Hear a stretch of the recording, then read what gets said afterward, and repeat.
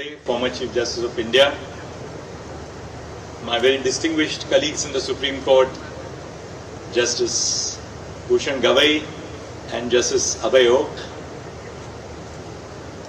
respected former judges of the High Court and of the Supreme Court, Justice Sirpurkar is part of the audience, Justice Devendra Kumar Upadhyay, Chief Justice of the Bombay High Court, Justice Nitin Samre, Administrative Judge, Judges of the High Court, Dr. Birendra Saraf, Advocate General, Member of the Bar Council of India and members of the Bar Council of Maharashtra and Goa, Mr. Atul Pandey, President Nagpur High Court Bar Association, the Secretary of the High Court Bar Association, members of the association, esteemed dignitaries, including officials of the state government, members of the registry, my own Secretary General Mr. Atul Kurekar, ladies and gentlemen. Just this morning, I was reading a beautiful article in the New York Times by Justice Stephen Breyer about what judges of the Supreme Court do apart from disagreeing or agreeing with each other on the bench. In India, we tend to agree much more than the American Supreme Court. And the drift of the article is that despite the fact that judges express their views either in favor of what the other judge is saying or against the view so dispassionately and sometimes with a great deal of vigor, they are at heart very good friends. Justice Bobde narrated how we came to call each other Lordship at a time when the vagaries and uncertainties of the appointment process were confounding us as to whether we would at all become judges of the High Court. We decided to call each other Lordship, which we still do today. Justice Gavai, to both Justice Bobde and me, is HMJ. So even today in the Supreme Court, when we meet in the coffee lounge, I welcome him because I normally arrive a little before he arrives. I always call him HMJ, welcome. I've had a long association with both the bar and bench at Nagpur. I had the privilege of sitting here twice for over 3 months when I was still cutting my teeth as a young judge of the High Court. And I learned a great deal from the bar. I spent very happy months here in the company of all of you who educated me in areas of law which I was not familiar with. But even before that, I was the beneficiary of members of the bar who made this cross-migration to Mumbai. Justice Bobde's distinguished father, Bhausaheb Bobde, and Justice Vasanti Naik's very distinguished father, Mr. B.R. Manohar. I can only tell you this, that one of the early cases which I appeared as a junior with Mr. Bhausaheb Bobde involved the withdrawal of the prosecution which was launched against the head of the Dawoodi Bohra community. And the test was, what is the test to be applied for the withdrawal of a prosecution of this nature? And I learned so much, not merely about the law, but about strategizing about the law from Bhausaheb in that case. Bhausaheb was flooded with work, far more work than he could handle, particularly after he became Advocate General. And ever so often I would get a call from him, and in his typical way he would say, Chandrachud, you go to Madgaon and argue this matter. And I would go to Madgaon and argue that matter because he couldn't do the matter. Speaking about B.R. Manohar, there was a case which was a very complex EXIM case, import and export case. Our senior, who was briefed in the High Court, names not to be taken, on every occasion that the case was listed, would say that I don't know anything about this case because it is so complex and please brief me all over again. The day before the final hearing was to start, we were told by the clerk of the senior that he is not going to accept the brief and he is returning the brief. The advocate on record was simply astounded because we had spent about 8 or 9 days in conference with the senior. So he asked me whom should we brief, and I said, let's go and speak to Manoj Sahib, who has just come to Mumbai for some other case. So he said, I'm going to go back to my room at the Oberoi by about 12:30. Come and see me at 5 o'clock in the evening for conference. At 5:30, when we went to Mr. Manohar's room, he was completely ready with the facts and the law. He had typically his green register where he would make notes in his beautiful handwriting. And he told us at 5:30, I have 3 questions to ask you about this case. That's all that you need to answer. I'm ready with the case. As for the rest, I'm giving you a list of authorities. Please keep them ready in the court. Justice Gavai in his presentation spoke about how glad he is that Justice Samre has made the shift back from Mumbai to Nagpur to head this bench as the administrative judge. Of course, I support that. But equally, I do respect the fact that this cross migration is taking place between Nagpur and Mumbai. That was the tradition in which stalwarts from Nagpur came to Mumbai, established themselves as leading members of the bar in Mumbai. Likewise, lawyers from Mumbai appeared here, judges from Nagpur came and occupied important positions. I personally learnt a great deal in my early years as a judge of the High Court from senior colleagues like Justice Daga, who is present in the audience, with whom we shared so many happy moments discussing not just law but life as well. I learnt a great deal from members of the services, from the service judiciary who became judges of the High Court. Justice R.C. Chavan is here.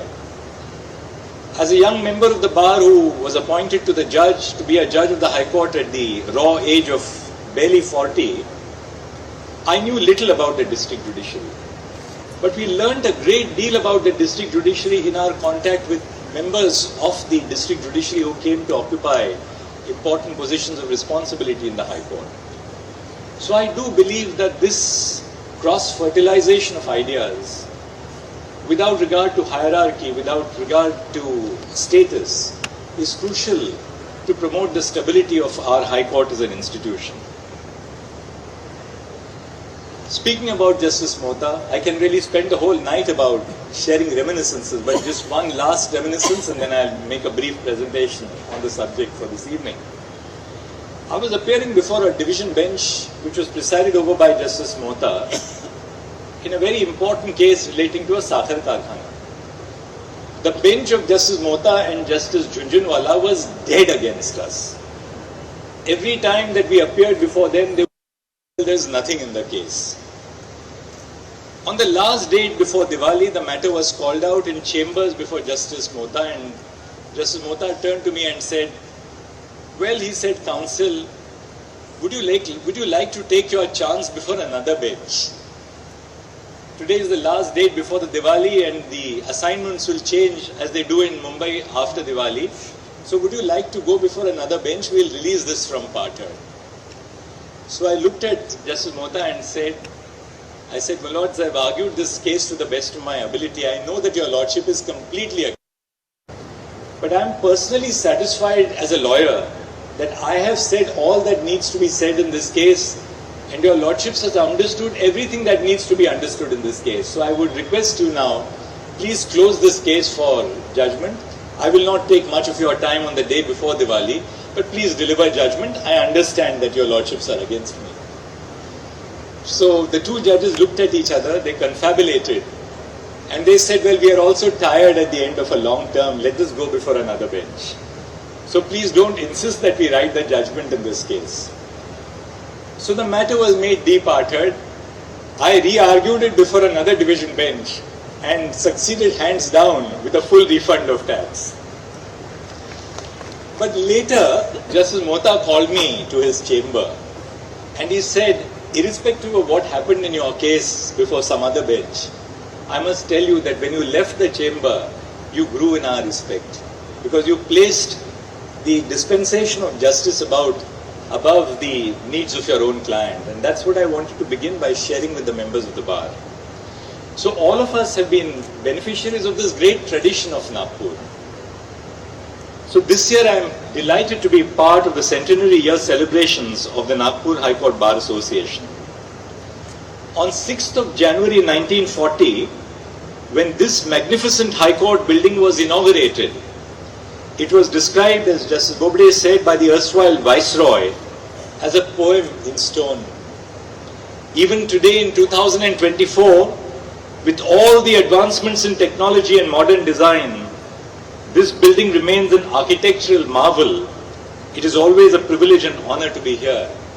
I also realize the limitations of my own mobile phone when I was trying to take a picture of the building sitting here, that the mobile phone, despite technology, cannot just capture the grandeur of the building.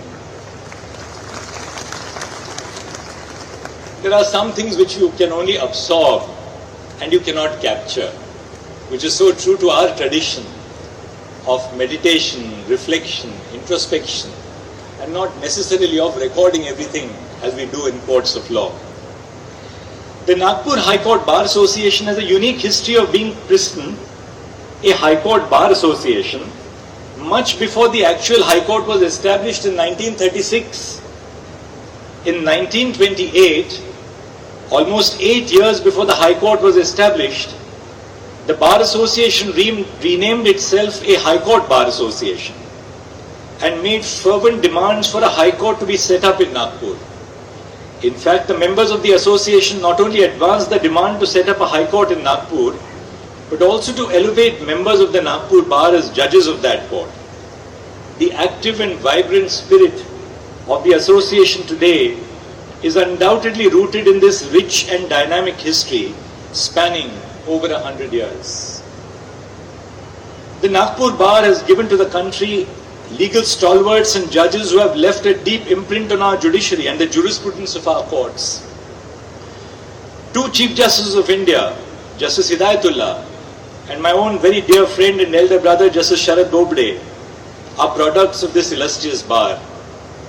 The Supreme Court has been enriched by the invaluable contributions of several judges from the Nagpur Bar, such as Justice Sir Vivian Bose, in whose court I had the great privilege of sitting, courtroom number BB, Justice J.R. Mudhorkar, Justice A.P. Sen, with whom I would spend many evenings as a visiting judge in Nagpur, Justice V.S. Surpurkar, and of course my own very dear colleague, Justice B.R. Gavai. I am confident that the Nagpur Bar will continue to foster excellence in advocacy and also contribute to the bench by producing many more distinguished members in the future.